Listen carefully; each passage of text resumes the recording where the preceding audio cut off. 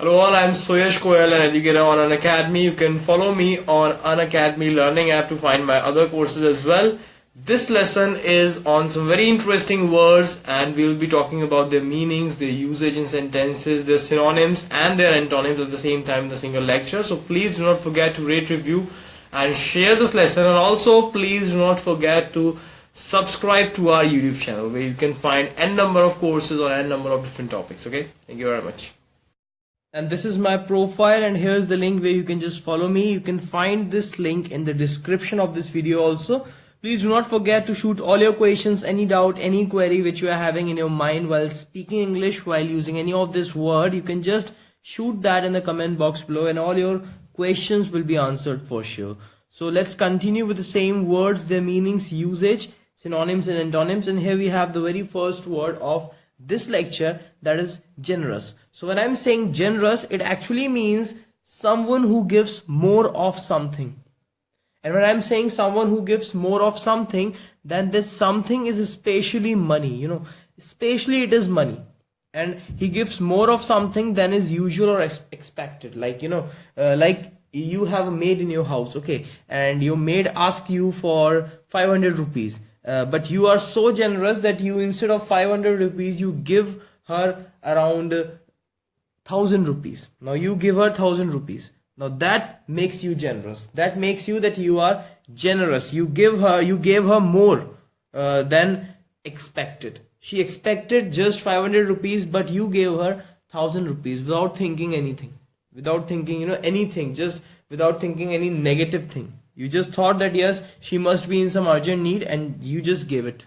So this is what makes you generous. And you give more of something, and this something is especially money. Just make this point very clear in your mind. Okay. So like for example, I have a sentence: we thank you for your generous support. Now when this incident will take place, your maid will actually say what?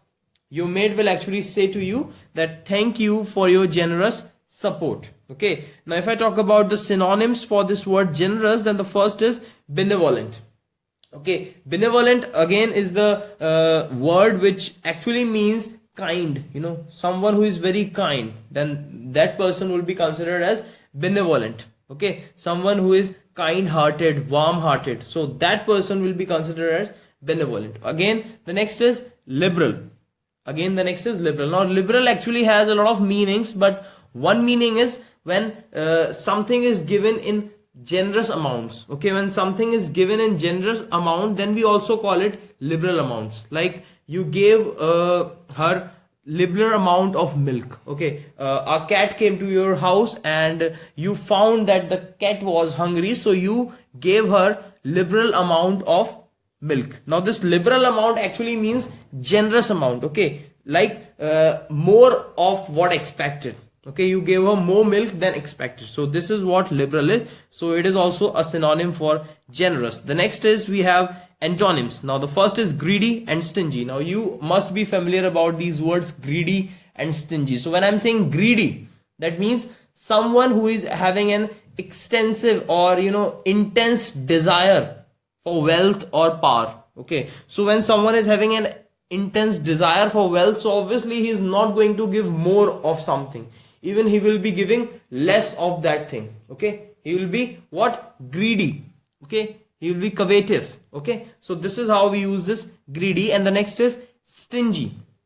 So when I'm saying stingy, then it actually means someone who is ungenerous, someone who is mean, someone who is not ready to give anything, to give money, someone who is tight-fisted, someone who is very difficult to take money out of him. So that type of person is what is known as stingy. Okay, the next one is homely. Now this is very simple. When I'm saying homely, then this is something which is not actually related to home. Yeah, you can say it in one way that yes, it is related to home, but it is related to home, but not in every case it is related to home. When I'm saying homely, it could be anything which is homely, because homely actually means something which is simple and plain, something which is simple and plain, and at the same time comfortable and pleasant.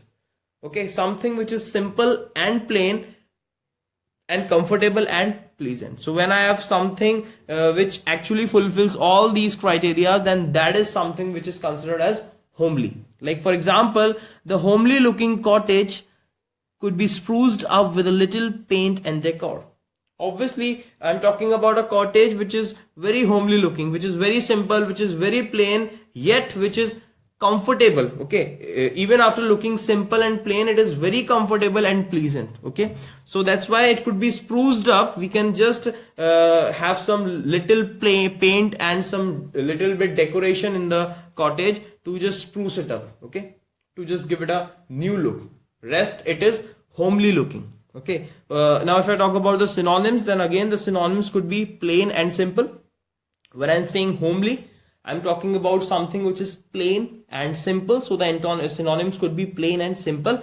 And when I'm talking about the antonyms, then antonyms could be polished and refined, because I'm talking about the antonyms of homely. Homely means simple and plain. So antonyms would be polished and refined. When I'm saying polished, then it is something which has been made smooth, which has been made glossy by some external effect.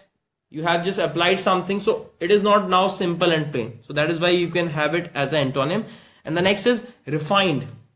The next is refined. So when I'm saying refined, again, it is something which has been cultured in appearance. Okay, you have just done something, you have just done some external thing to that, to just refine it, to just give it a new look or something. So again, it could be used as an antonym for homely. Okay.